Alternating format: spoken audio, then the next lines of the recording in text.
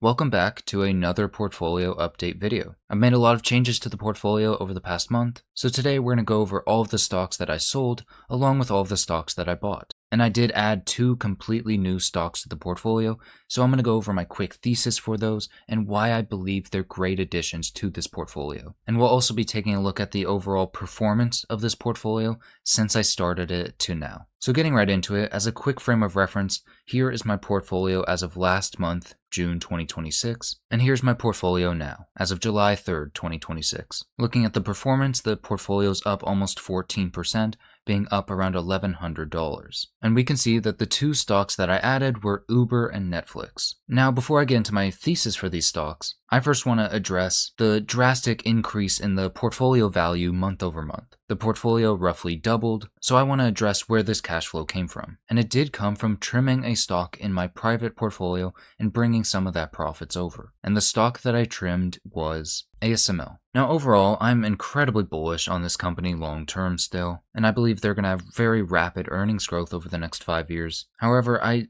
trim them simply because I believe their valuation has just become a bit stretched. They're trading at around $1,700 now, but I did the trim when they were trading around $1,950, and they're trading at a 68 trailing PE. When I did the trim, it was around a 75 PE. So while I do think their valuation is still stretched now, it was even more so when I did the trim. Now when I run my projections now, I get around a 14% compounded annual growth rate with my base case. And overall, that's not a fantastic CAGR, but it is a good one. However, again, when I did the trim, that CAGR was closer to 10 to 12%. So this trim was mainly done just to reduce my exposure to semiconductors a little bit, as well as because I think ASML's just, again, their valuation is pricing in a lot. So now we'll go back into Uber and Netflix. I'll go over my quick thesis on these companies and why I believe they're such great additions to this portfolio. So starting with Uber, I want to address the largest threat that is weighing down Uber stock and the entire reason that this company is trading at such a discount. And that is, of course, the AV, autonomous vehicle fears, with companies like Waymo, Zoox, and Tesla continuing to take market share from Uber's mobility business and just making their mobility business irrelevant over time. That is what a lot of investors fear will happen. And I know this take is quite contrarian, but I want to give the argument that autonomous vehicles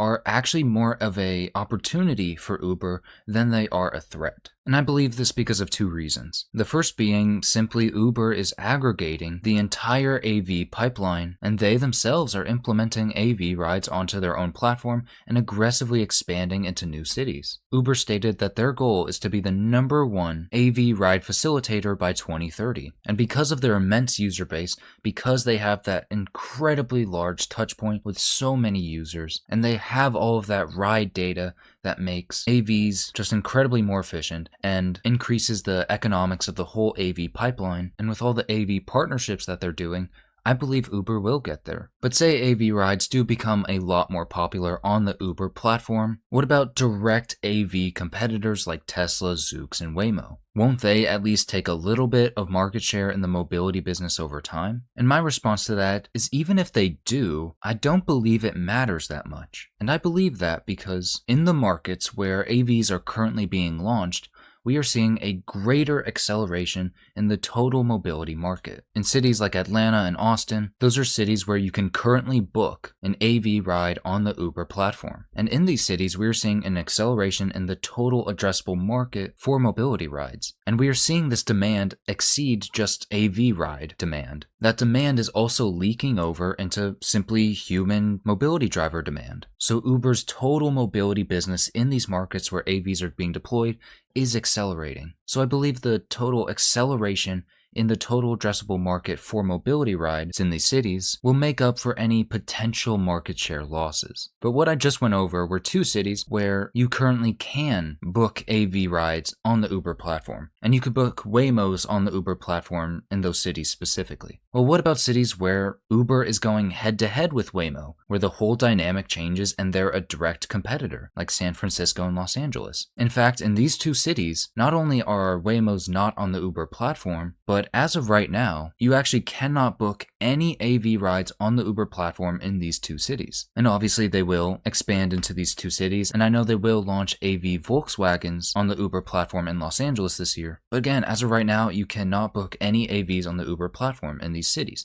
So as of right now, it is just Uber's human mobility drivers going right up against Waymo. And yet, I believe we are still seeing the total addressable market accelerate in these two cities. In their latest quarter, Uber stated that in San Francisco and Los Angeles, their category position is higher now than it was 6 months ago despite AV competition. And they stated that their trip growth trends are improving. So I believe Uber's mobility business will continue to grow at a 15 to 20% CAGR over the next 5 years. And I believe they are actually positioned very well for the AV future. But even if you're iffy about Uber's mobility business right now, Uber also has just so many other revenue streams that are all growing very quickly and are all going their way. First of all, we have their delivery business that grew gross bookings 23% year over year, and it's also having continually expanding operating margins as well. And I just see food delivery as one of those markets that you can just so easily see how this industry is just going to be so much larger 5, 10, 15 years from now than it is today. The total addressable market for food delivery, I believe, is just going to grow very quickly over the next many years, and I believe Uber is very well positioned for it. Uber also has their quickly growing Uber One membership. This membership grew 66% year over year to now 50 million Uber One subscribers. This not only increases the stickiness of the platform, but it highly incentivizes users to spend more across delivery and mobility, and it's simply just a great new, consistent revenue stream for the company. And then they also have their very quickly growing ads business. This grew 50% year over year, and this is just ridiculously high margin revenue. So as this business scales over the coming years, I believe it'll just be an incredible boost to Uber's net income. So finally, to my projections, analysts believe Uber will have a free cash flow growth CAGR over the next 5 years between 22 to 26%. I went a bit below that at 18%. Then I have multiple expansion from a 6.5% free cash flow yield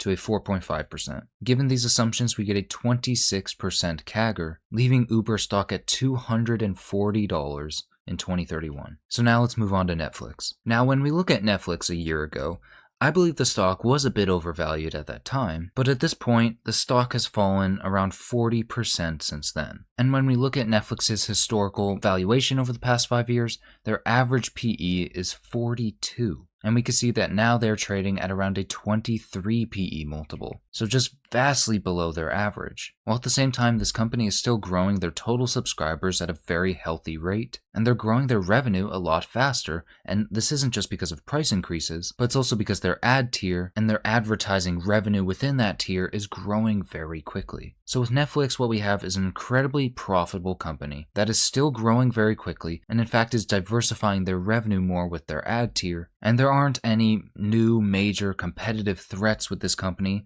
nothing new that we haven't seen before. So what I see is just a company that is out of favor right now, while investors are chasing other stocks, other sectors like semiconductors. I believe this has just exposed a phenomenal buying opportunity into this company. And with Netflix, there is just so much operating leverage built into their business model that they do not need to increase their expenses nearly at the rate that they're increasing their revenue. So that leads to just rapidly expanding margins very consistently over time. So with very fast revenue growth plus constantly expanding margins, so that leads to your bottom line growing consistently faster than your top line. And I believe we're seeing Netflix's flywheel just continue to become stronger over time as they scale. So now to my projections. Analysts believe we'll see between 18 to 21% earnings per share growth over the next 5 years. I went a bit below that to just be conservative with 15% earnings per share growth. And then I have multiple expansion from a 24 PE to a 32. Still much below their 42 average, but I believe that's overall kind of expensive for Netflix. Long term, I expect them to stabilize more in the low to mid 30 range. So given these assumptions, we get an 18%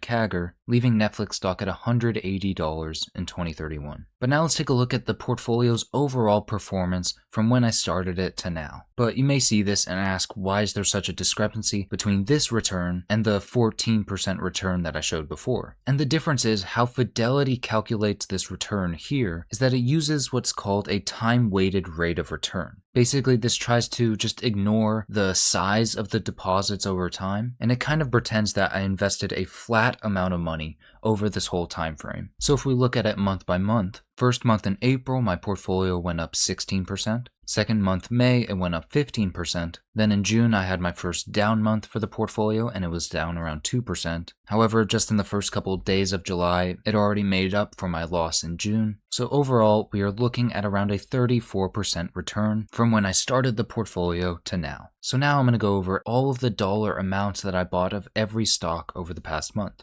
Starting with Uber, I bought 14 shares for a little over $1,000. I went over my thesis for Uber. I believe we'll see considerable multiple expansion out of this stock, along with very fast earnings growth. So I built them up to a pretty large position. Second, we have Netflix. I bought 12 shares of them for around $882. Same thing here, I built them up to a pretty decently sized position in the portfolio, but my buys for these two companies will moderate a little bit because again, I did build them up already to be pretty large positions. And then next we have Meta. I stated in my previous portfolio update video that I was going to be buying more heavily into Meta. So besides these two new positions, Meta was my largest buy, buying just shy of one share for around $578. I believe Meta is trading way too cheap right now, and it feels like every other week, just a new opportunity for this company just pops up. Next we have Amazon, bought 2 shares of them for around $481. I don't believe Amazon's ridiculously cheap right now, but I do believe they are a bit undervalued, so I'm just buying them here and there and just trying to kind of solidify them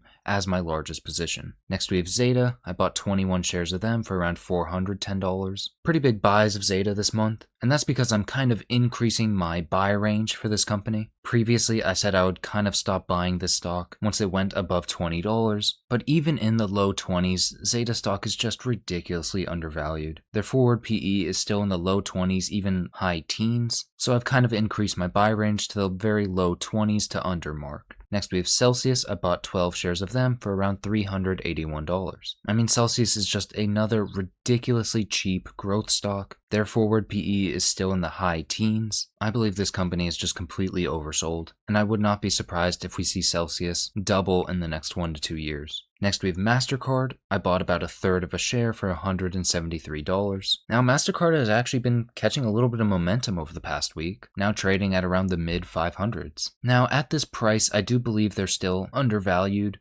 but I'm not going to buy them as heavily here. If they fall back to the low 500s or even in the high 400s, I will continue to buy them more aggressively again, but at this price my buys will be a bit more moderated. Next we have SoFi. I bought 9 shares here for $164. Just in terms of valuation, when I compare SoFi to other growth stocks like Celsius and Zeta, SoFi is just not as undervalued as those companies are. So I do want to build up my SoFi position because I believe in them so much long term, but in terms of just pure valuation, I just see other growth stocks that are a lot cheaper than SoFi at the moment. Then my final buy, we have ServiceNow. At one point over the past month, I saw them drop well below 100 back into the low 90 range. Anything under 100, I just see ServiceNow as an incredible buy, so I just picked up another share at 92. So overall, I believe the portfolio is building up very nicely. I believe it's becoming stronger every month, and I believe it's starting to become a very durable and high quality long-term portfolio. So I'm going to end this video here. Let me know down in the comments, what do you think of my portfolio as of this month? Do you agree with my Uber and Netflix buys? Do you disagree with them? I want to hear all of your takes down in the comments,